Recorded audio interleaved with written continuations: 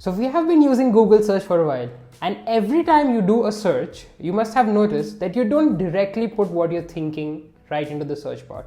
You often try to optimize the search query by using some keywords just to get to the right search or the result that you're looking for. This practice has made all of us a bit of an SEO ourselves, but that is changing now. With the recent Google I/O 2025, a lot of things are rolling in, and this video we're going to try to cover all of it. Google AI mode, right?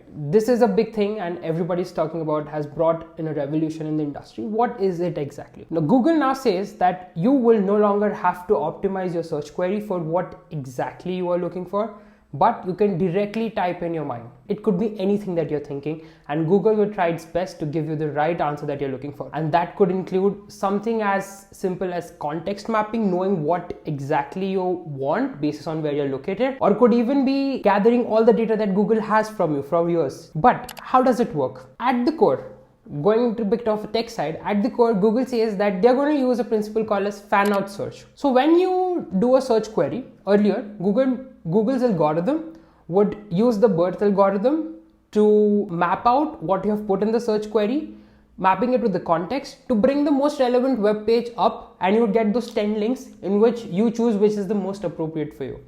But these 10 links are going to go now. Google is now going to take up the query that you put in the AI mode, break it down into sub-queries and do independent searches for each of those, and then bring you a whole compiled answer into one window without having for you to go into 10 independent web pages to hunt for what you're looking for, but to bring out a more contextually relevant summary right into one window.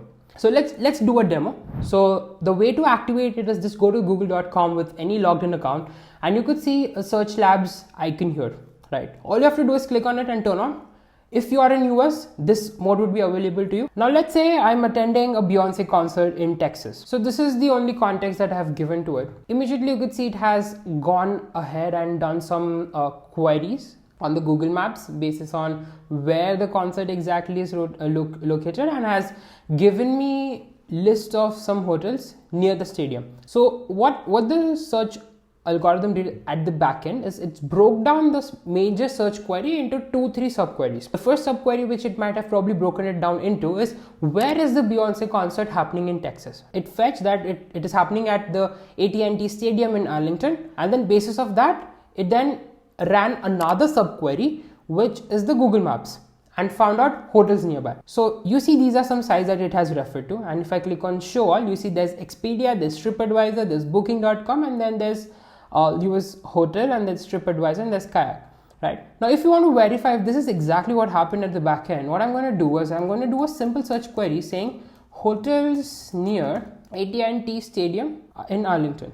You see these are exactly the pages which Google has referred. So there's TripAdvisor, which we saw, there's booking.com, there's Expedia, there's Lewis Hotel. But what's the takeaway, right? So we know how it works. We realize Google has told us that it fans out into sub-queries to find out what is the right contextual result for you. But the core principle of SEO still applies, right? Because if you were to not rank for each of these independent sub-queries, how would you come into the contextual amalgamation of the entire search result? The core concept of SEO still stands, which I see has been a major doubt in the industry currently, because I've seen brands rushing behind generative engine optimization, AEO, answer engine optimization, and stuff like that, forgetting that if there is no base for SEO, this is not going to stand. Another major thing that we have seen happening currently, or a shift that you can say, is the drop in CTRs. Right. So if you have done any SEO yourselves, or if you have even had a chance to look at the Google Search Console, you would see there's like a major metric called as CTR, which is the click-through rate. Essentially, it's just a ratio of how many clicks you get versus the impressions. We have seen that is dropping. With my personal experience of having worked with so many brands and working with so many brands, we have seen that that is happening across brands for any top of the funnel keywords. Or does that mean the sites that used to rank before are not ranking anymore, or is AI replacing that? No, that's not the case. The major reason is the AI overview pop-up that you see at the top. Now, while Sundar Pichai himself claimed that this operation of AI overviews is resulting to bring more traffic to your site, that is something that is not seen to be happening practically. And while there has been no evidence provided from Google's end, some tests which were independently conducted by Ahrefs, there is data backing that approximately 30 to 35% of clicks are seen to be dropping. So that has created some visibility and attribution challenges across the industry. Obviously, Google has created this industry, but they should have some accountability to let us know about what happens really to the data that we've been putting out for decades on the search. Another challenge which was addressed also in the IO and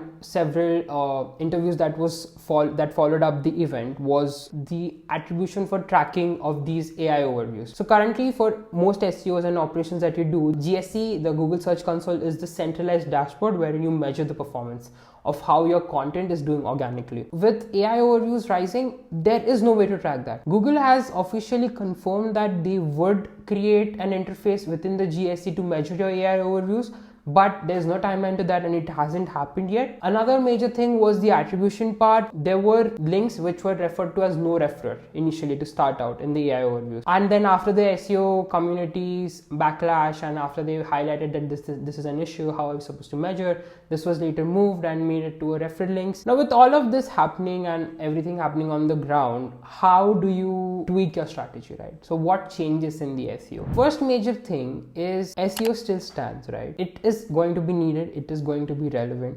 but the approach or the strategic approach towards it is going to change. The way you measure the key performance indicators is going to change. You cannot do the strategy that you were doing for the last 5 years or 10 years and still expect results. No, because that's not going to work. You still need to be an authority. You still need to be perceived as somebody who is an industry expert. So that stands, but now you need to think of a broader picture. Lately, we have seen TikTok results being fetched, Reddit results being fetched, Instagram Reels being fetched. Anything and everything that satisfies user intent and is present in terms of content on the internet is being perceived as a search result. Earlier, it was difficult to map text with videos or text queries with content which did not have a lot of context, but AI can do that. As a brand, to create a presence, now you have to think of the bigger picture. You need to be contextually relevant everywhere and as much as possible across the platform. Second is the key performance indicators, like I mentioned. So far, brands used to pursue that traffic is a good metric. Yes, it is, but at the end is the core conversion. Are you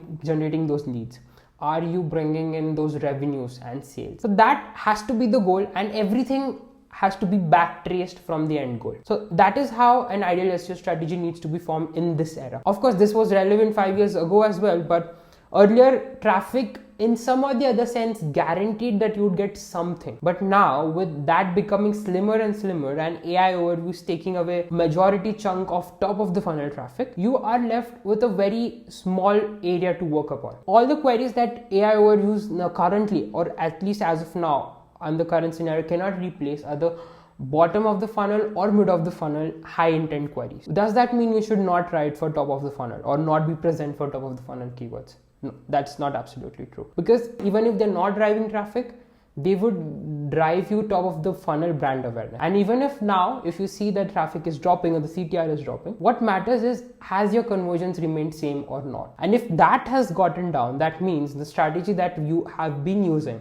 for the last 3-4 years for SEO no more stands relevant. If content generation, like purely blogs, has been your entire SEO strategy, that needs to change. Stuffing of keywords has been your entire SEO strategy, that needs to change. Or if just backlinks for your entire SEO strategy, that needs to be changed. Please do measure how much referral traffic you get from GPT, Perplexity, and what is the month-on-month trend. Because now, since this being an avenue, if you don't measure if it's improving or falling down for your brand, somebody else will improvise. If you see that for the, let's say, last quarter, you had like approximately 1,500-ish visitors on search, but now it has come down to 800, 700. That means somebody else has replaced that, right?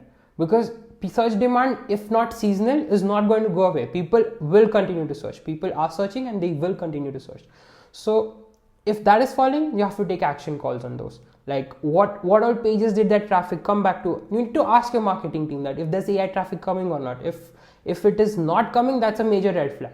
Tweak your SEO strategy. If it is coming, on what pages is it coming? And is it increasing quarter on quarter, or is it falling down quarter on quarter? And if it's falling, then what has went wrong on those pages? Has your search ranking fallen down for queries for which these pages used to rank earlier? I'll try to make a separate video on that, like how can you measure, monitor, and track the progress for the AI traffic that you get. You have to think of the bigger picture, and hence your strategy needs to evolve. Hence it's more important than ever. And the traffic that comes from AI searches or AI overviews is the highest intent ever. It's like really good quality traffic. These are educated people and you want them on your website. So while your traffic directly from Google might be dropping, you need to ensure that you have done all the practices to be present on the AI overviews for the queries that are relevant. And that wouldn't happen if you haven't done the primary SEO foundational work. We have seen across our clients firsthand that industry leaders that we are working with, since their SEO strategy or foundation was strong enough, they have now automatically started to pop up on AI overviews. So don't let anybody tell you that you can just rank on AI without having a strong SEO foundation.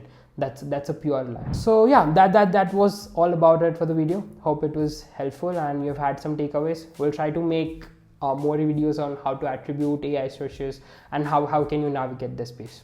Hope you like this one. Thanks.